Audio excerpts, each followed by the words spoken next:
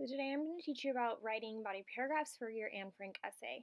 I want you to pause on this screen just so you can remind yourself of all the types of sentences that go in a body paragraph. And we'll be going over those types of sentences also in the visual that I have of my screen capture. The first thing you're going to see though is that I'm planning out doing a mini outline of my essay. So I first grabbed my thesis statement, that's the paragraph on the very top of the paper. And then I planned out my three different topics. So I got those three different topics when I was writing my thesis statement. Mine again are the intergenerational relationships, the religious values, and the value of oral and written language.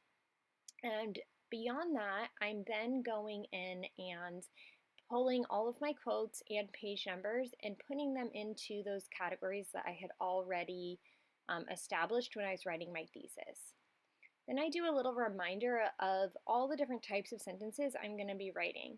Because I'm using at least two pieces of evidence, more or less, for every topic, for me at least, I'm going to use a very long format where I'm going to have about 8 sentences in my particular body paragraphs. You might have less. I would not ever suggest that you have less than about 5, and that's because you need to have a topic sentence, that's that first sentence that introduces your topic.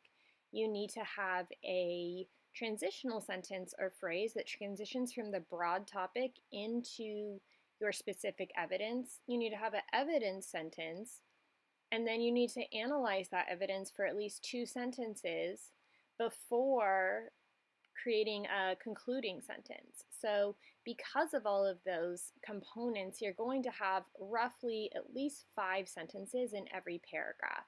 And many of you are going to be like me and you're going to have more than enough evidence, and you're maybe going to expand it out to 8 or 10 sentences because of all the evidence you have. The main rule of thumb is for every single piece of evidence deserves 2 analysis sentences.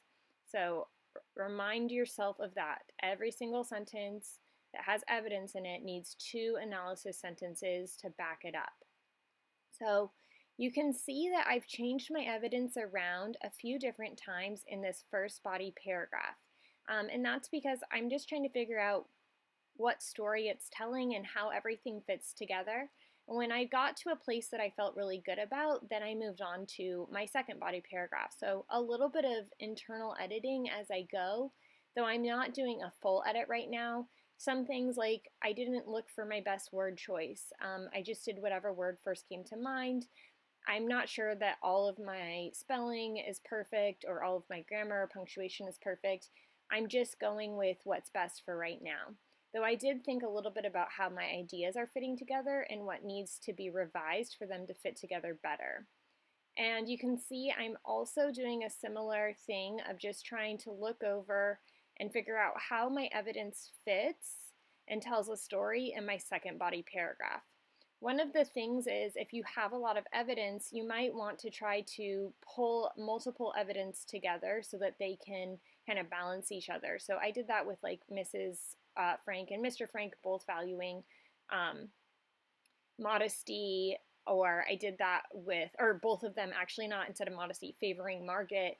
I did that with Margaret and Mrs. Frank and Mr. Frank all valuing modesty. So there's various different ways that I'm trying to group my evidence so that it doesn't take, over too much and get too long. I also, this is just a pro tip, like if you do get bored, if you do get frustrated or stuck, you can see I went in, I changed my font to Times, which is my favorite font. I changed my font size to 12. I double spaced. I just kind of did some formatting things. I didn't leave my paper, but I formatted in a way that kind of gave me a little mental break before I went back in.